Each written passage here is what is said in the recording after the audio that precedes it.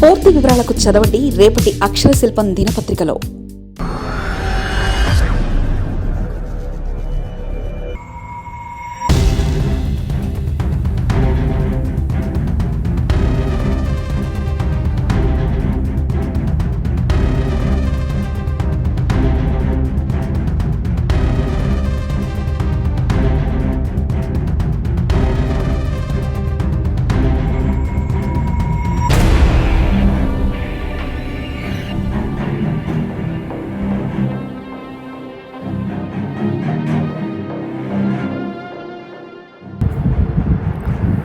Black spots danger bells. విశాఖలో కలవరం రేపుతున్న road ప్రమాదాలు.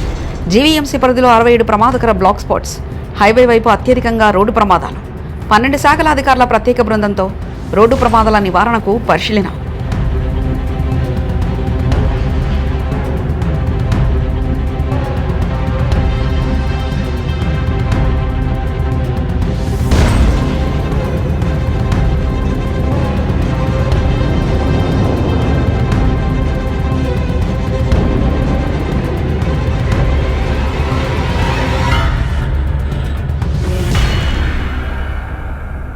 విశాఖ నగర రోడ్డు రక్తసిక్తమవుతుంది.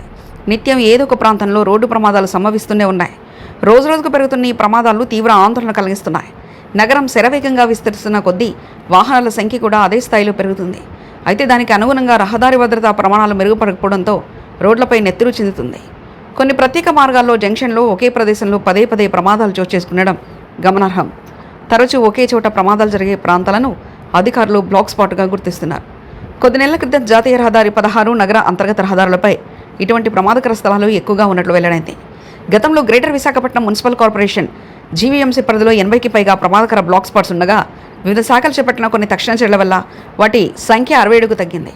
ముఖ్యంగా గాజువాక, ఎండాడ, మద్దిలపాలెం, కొమ్మాది, మధురవాడ ప్రాంతాల్లో NH-16 స్ట్రైచ్పై అధిక ప్రమాదాలు నమోదవుతున్నాయి. అలాగే నగర నడిబొడ్డున ఉన్న తెలుగు తల్లిపై వంతెన, బాజీ జంక్షన్, ఊర్వశీ కూడలలో ఏటా ప్రతి చోట కనీసం 5 నుంచి 6 ప్రమాదాలు జరుగుతున్నట్లు గుర్తించారు. ఈ రోడ్డు ప్రమాదాల వెనుక ప్రయాణికుల నిర్లక్ష్యంతో పాటు ప్రధానంగా రోడ్డు ఇంజనీర్ లోపాలు ప్రముఖ కారణంగా నిలుస్తున్నాయి. ప్రమాదకరమైన మలుపులు, వాహనదారులకు ముందే అప్రమత్తం చేసే సరైన సూచికలు లేకపోవడం, రాత్రి వేళలో తగిన కాంతిని ఇచ్చే వీధి దీపాల కొరత చోదకులను మృత్యు కౌగిట్లో నెట్టేస్తున్నాయి. వీటికి తోడు రహదారులపై ఏర్పడుతున్న భారీ గుంతలు, రోడ్ల అస్తవ్యస్త ఆకృతులు ప్రయాణాన్ని నరకప్రాయం చేస్తున్నాయి. రహదారి భద్రత అనేది కేవలం ఒక శాఖకు సంబంధించిన అంశం కాదు. రోడ్డు రవాణా సంస్థ R&B, జాతీయ రహదారుల సంస్థ NH రవాణా శాఖ, సిటీ పోలీస్, ట్రాఫిక్ విభాగం, జీవీఎంసీ వంటి దాదాపు 12 ప్రభుత్వ విభాగాలు సంయుక్తంగా సమన్వయంతో బ్లాక్ స్పాట్స్ను పరిశీలిస్తున్నాయి. ప్రమాదాల తీవ్రతను కట్టడి చేయడానికి నగర వ్యాప్తంగా అధికారులు ఇటీవల కొన్ని సంస్కరణలు చేపట్టారు.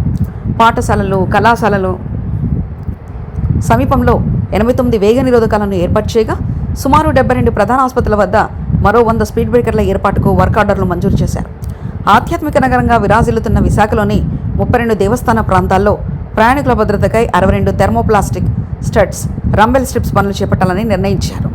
అత్యంత ప్రమాదకర ప్రాంతాల్లో 60 కొత్త సూచిక బోర్డులు, వాహనదారుల దృష్టిని మళ్లించే ప్రమాదకరమైన భారీ హోర్డింగ్లను జీవీఎంసీ, NH అధికారులు తొలగించాలన్న నిర్ణయానికి వచ్చారు. అయితే ఇప్పటివరకు చేసిన పనుల కంటే చేయాల్సిన పనులు ఇంకా ఎన్నో పెండింగ్లో ఉన్నాయి. కాకాని నగర్, మారియట్ కూడల్లో 15వ ఆర్థిక సంఘ నిధులతో పనులు చేపట్టాలని నిర్ణయించినా అవి ఇంకా పూర్తి స్థాయిలో కార్యరూపం దాల్చలేదు. ఇటీవల కాలంలో తాటిచెట్లపాలెం కూడల్లో CII సదస్సు నిధులతో కొన్ని తాత్కాలిక పనులు పూర్తి చేశారు. Indira Gandhi zoological park, zoo park సమీపంలో ప్రమాదాల నివారణకు ప్రతిపాదనలు సిద్ధంగా ఉన్నప్పటికీ వెంకోజీపాలెం కూడలి పనులకు సంబంధించి టెండర్లు ఇంకా ఖరారు కాలేదు. పోలీస్ కమిషనరేట్ పరిధిలో 20 పోలీస్ స్టేషన్ల పరిధిని క్షుణ్ణంగా పరిశీలించిన ట్రాఫిక్ పోలీసులు సుమారు 61 తీవ్రమైన లోపాలను గుర్తించారు. రోడ్ల విస్తరణ, అక్రమాల తొలగింపు, అంతరాయం కలిగించే సాగుతున్న వాహనాల రాకపోకలను అడ్డుకునేలా శాశ్వత డివైడర్లు, జంక్షన్ డిజైనింగ్ పనులు చేపట్టాల్సి ఉంది. కారు షెడ్డు కూడలి, కంచర్లపాలెం మెట్లు, బిర్లా జంక్షన్, షీలానగర్, కురుమన్నపాలెం, శ్రీహరిపురం వంటి అత్యంత రద్దీ ప్రాంతాల్లో పనులు చేపట్టాలని నిర్ణయించినప్పటికీ అక్కడ ఇప్పటికీ అడుగులు పడడం లేదు. రహదారి ప్రమాదాల సమయాలపై నిర్వహించిన విశ్లేషణలో ఆందోళనకరమైన విషయాలు వెల్లడయ్యాయి.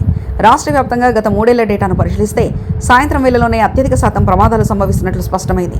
పగటిపూట కంటే సాయంత్రం చీకటి పడే సమయంలో వాహనదారులు తీవ్ర అజాగ్రత్తకు లోనవుతున్నారని లేదా లైట్లు లేక కనిపించకపోవడంతో ప్రమాదాలకు గురవుతున్నారని తెలుస్తుంది. 3 ఏళ్ల వ్యవధిలో సాయంత్రం 6 గంటల నుంచి రాత్రి 9 గంటల మధ్య 11,867 ప్రమాదాలు జరిగాయి. దీనికి కొద్దిగా ముందు సమయమైన మధ్యాహ్నం 3 నుంచి సాయంత్రం 6 గంటల మధ్య 9,606 ప్రమాదాలు చోటు చేసుకున్నాయి.